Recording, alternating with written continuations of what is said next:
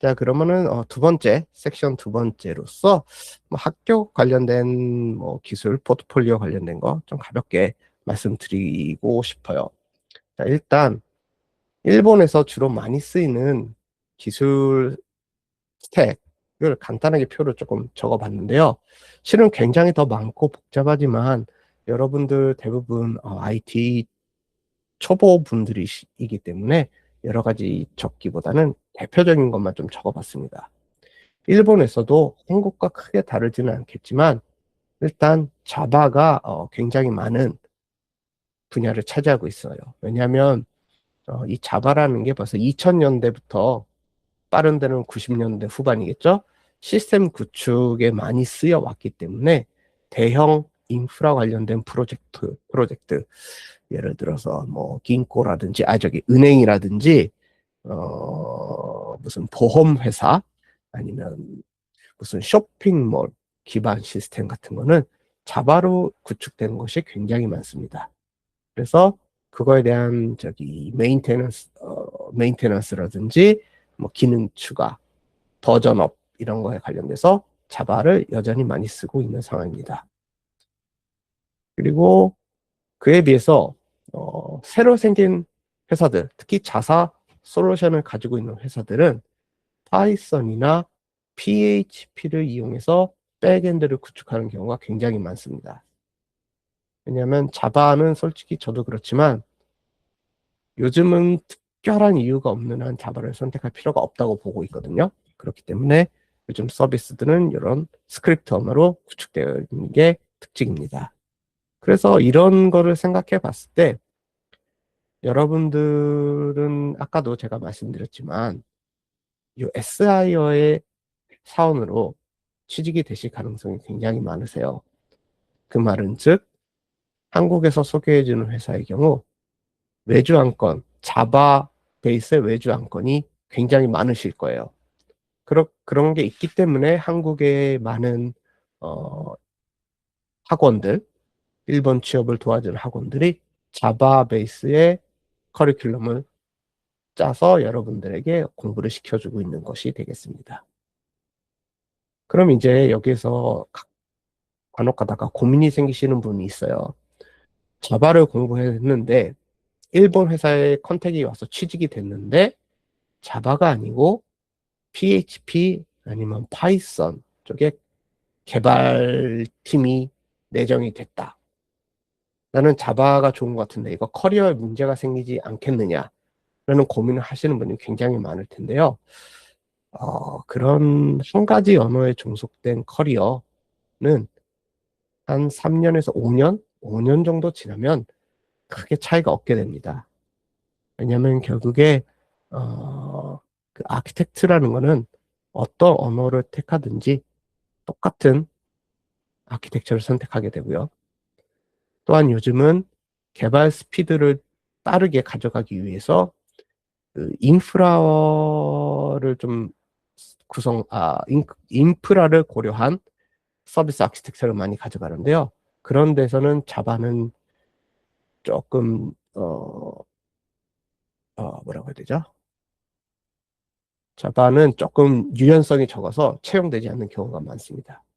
그렇기 때문에 일단 뭐 파이썬 PHP로 뭐 3년 내지 5년 다시 경력을 쌓으시고 그 다음에 자바를 하고 싶으시면 자바를 하는 회사 아니면 프로젝트에 컨택을 하시면 충분히 다시 자바 관련된 캐리어를 쌓으실 수 있을 거라고 봅니다. 그렇기 때문에 그쪽은 너무 고민하지 마시고요. 일단 일본에 와서 경력을 쌓는다라는 거에 포커스를 맞춰주시기를 추천드립니다. 자, 그 다음에 이제 백엔드를 봤으니 가볍게 프론트엔드를 보면요. 프론트엔드는 요즘 일본에서는 대기업 SI라든지 스타트업 벤처라든지 보통 리액, 리액트 아니면 그 넥스트.js를 주로 쓰고 있습니다. 요즘 일본에서는 거의 프론트는 요거 두 개로 하고 있어요. 그렇기 때문에 한국에서 학원에서는 아마 이런 프론트엔드 부분은 가르쳐주지 않을 거라고 생각을 하는데요. 프론트는 처음부터 하시기보다는 일단 백엔드 쪽에서 경력을 쌓으시고 흥미가 있으신 분들은 프론트엔드도 도전해 보시기를 추천드립니다. 마지막으로 인프라 쪽인데요. 일본의 대부분의 웹 서비스는 AWS를 쓰고요. 요즘 GCP도 쓰긴 하지만 아직까지 AWS가 많습니다. 그리고 도커라는 가상 환경을 사용하는 게 주 인프라 구성이 되겠습니다. 여러분들은 근데 처음 하시니까 이 AWS 이것도 공부를 하려면 굉장히 시간과 노력이 필요하거든요. 그래서 이거를 처음부터 다 하는 거는 좀 무리가 있으실 테니까 기본적인 설계 그 인프라 맵이라는 게 있습니다. 그걸 보고 어떤 걸 하려고 하는지만 대충 이미지만 아시면 될 것 같습니다. 이거 전문적으로 하시는 분도 일본에 굉장히 많아요. 그래서 나중에는 뭐 이쪽으로 가시는 것도 추천을 드리겠습니다. 자, 그러면은 제가 지금 기술 스택을 백엔드, 프론트엔드, 인프라로 이렇게 가볍게 설명을 드렸는데요. 제가 자바가 굉장히 많다. 그리고 뭐 요즘은 이런 PHP, 파이썬이 스타트업이 많다라는 거를 설명드렸는데 진짜로 그런지 일본의 구직 사이트 들어가서 안건수를 좀 확인해 보도록 하겠습니다. 이 자료는 제가 나중에 여러분들 드릴게요. 자, 요건 일본의 인디드라는 구직 사이트고요. 제가 여기서 자바 미경험자라고 검색을 해봤습니다. 그러면은 지금 이 건수가 옛날에는 제대로 나왔는데 요즘은 5천 건 이상이면 요거밖에 안 나오더라고요. 좀 그렇긴 한데 5천 건 이상이라는 게 있듯이 미경험자에 대한 안건도 굉장히 많아요. 뭐 자세한 거는 좀 보기는 그렇지만 여러분 일본어 모르실 테니까 제가 대충 중요한 것만 조금 잡아보면은 뭐 학력 불문 조금 더 글씨를 크게 해볼게요. 크게 아니라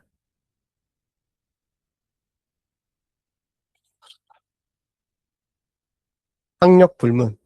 일본 같은 경우는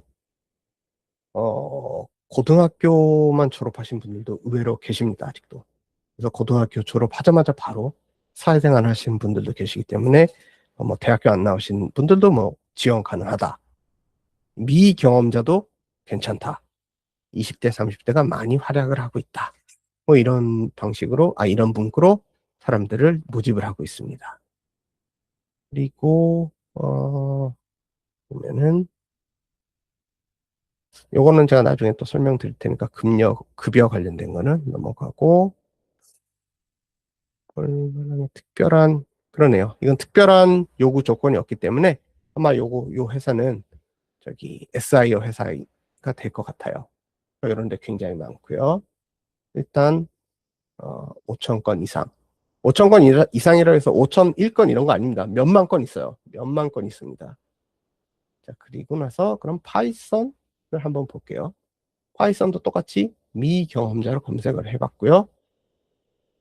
1,000건 이상이라고 나와 있습니다.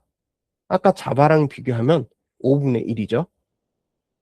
그 말은 안건 수로 따지면 파이썬은 자바의 5분의 1 규모라는 뜻이에요. 하지만 1,000건 이상이기 때문에 이 정도면 여러분이 가시고 싶은데 얼마든지 찾아가실 수 있습니다. PHP도 한번 보겠습니다. PHP도 똑같이 PHP 미경험자로 검색을 했고요. 이것도 5천 건 이상. PHP는 파이썬보다는 안건수가 많죠. 자바랑 비슷하게 5천 건이라고 하는데 이게 예전에는 숫자가 정확하게 나왔는데 요즘 숫자가 정확하게 안 나와서 그런데 보통 안건수는 자바가 제일 많고요. 그 다음에 PHP가 많고 그 다음으로 파이썬이 많은 순서가 되겠습니다. 메시지가 리액트 되지요. 잠시만요. 키보드를 좀 바꿀게요. 리액트 아니면 넥스트JS 리액트로 나오려나? 리액트를 볼게요. 자, 리액트도 5천 건 정도 있습니다. 근데 요 리액트는 조금 특징이 있는 게, 어, 이런 SIO 회사가 다 나와버리기 때문에 이게 리액트가 제대로 된 게 아니에요. 이거는 Next.js로 검색을 해드릴게요. Next.js 18건. 이건 또 너무 적네요.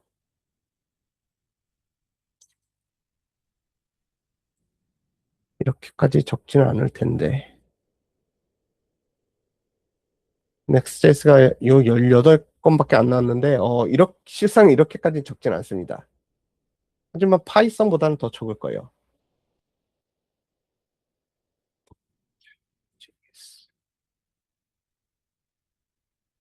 이것도 18건밖에 안 나오네요.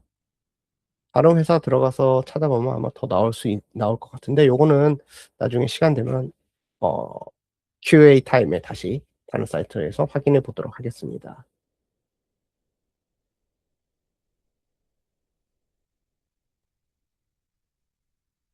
자, 그러면은 이제, 안건 수에 대해서는 간단하게 확인해 봤고요. 기술 스택하고. 그 다음에 자, 포트폴리오를 어떻게 가져가야 되느냐. 제가 좀 이거 오늘 공부에는 좀 당연한 소리만 적어 놨어요. 시간이 많이 없기 때문에. 뭐냐면 일단 단순한 카피캣은 별 임팩트가 없기 때문에 보통 거의 다 필터링 당하기 때문에요. 되도록이면 독자 기능을 넣는 뭐 작은 서비스를 만드시는 걸 추천드리고요.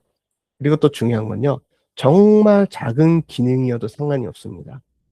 진짜 단순한 어 저기 투두 앱 있죠? 아이고, 태스크 관리 앱. 거기에다가 뭐 로그인 기능 추가한 정도. 그 정도 작은 규모라도 상관이 없으니까 실제로 배포를 해가지고 친구분들한테만이라도 상관이 없으니까 공유를 해서 피드백을 받아서 수정을 해보는 식으로 포트폴리오를 짜시는 거를 추천드립니다. 그러면 그 다음 피드백이 오잖아요. 그러면 뭐 문제를 왜 어떻게 해결했는가에 대한 설명도 가능하게 됩니다. 이런 단순한 그 책에 있는 거, 유튜브에 있는 거 아니면 학원에서 짜라고 시켜준 것만으로는 요거를 설명을 할 수가 없어요. 이거를 설명할 수 없으면 결국에 회사들에서도 얘 결국에 똑같은 학원에서 온 똑같은 애들이겠지. 뭐 몇 년 있다 가겠지. 뭐 애들 뭐 어디다 쓸까? 이런 생각밖에 안 할 겁니다. 그렇기 때문에 요거를 꼭 해주시기 바라겠고요. 그 다음에 뭐 당연하겠지만 이런 거를 하기 위해서는 Git이라는 코드 관리 서비스가 있는데요. 거기에 대해서 어떤 룰로 했는지, 만약에 팀 프로젝트를 했을 시 자기가 어떤 포지션에서 어떤 작업을 했는지 이런 거를 설명할 수 있으면 굉장히 면접이나 서류 전형에서 플러스 요인이 될 거라고 생각을 하고 있습니다. 자, 그 다음에 이제 면접이나 이런 데 들어가시면 일본어 관련된 스트레스하고 질문이 가장 많거든요. 일본어가 굉장히 역시 중요하게 되겠죠. 그래서 제가 항상 여러분들한테 말씀드리는 게 N1이나 N2 자격증이 있다고 모든 분들이 합격하는 건 아니에요. 이런 자격증보다는 일본어로 얼마나 소통을 할 수 있느냐가 굉장히 중요한 내용이 되겠습니다. 그렇기 때문에 여러분들 일본어 준비하실 때 만약에 하루에요. 만약에 10시간을 공부하실 수 있다. 그러면은 7시간은 회화에 집중을 하시고 3시간은 자격증에 집중하시는 정도가 저는 좋지 않을까라고 생각을 합니다. 그리고 면접에 들어가셔서 질문을 받으실 때 일단 결론부터 말을 하도록 하세요. 그리고 나서 이제 부가 설명을 하시는 이런 두 가지식으로 대답하시는 거를 꼭 연습하시기를 바라고요. 그리고 질문 중에 당연하겠지만 모르는 기술 관련 이야기가 나올 거예요. 그때 그냥 안 해봐서 잘 모르겠습니다라고 하지 마시고요. 이런 식으로 비슷한 기술을 해봤기 때문에 뭐 조금 뭐한 1주, 2주 공부하면 뭐 대응이 가능할 것 같습니다. 아니면 뭐 입사하기 전까지 어느 정도 공부를 해 놓겠습니다. 이런 식으로 설명을 하시는 게 면접에서 큰 플러스 요인으로 될 것 같습니다. 자, 그러면은 여기까지가 섹션 두 번째, 기술 관련된 포트폴리오 면접에 관련된 이야기를 가볍게 설명해 드렸는데요. 질문 있으신 분들 질문해 주시겠습니까?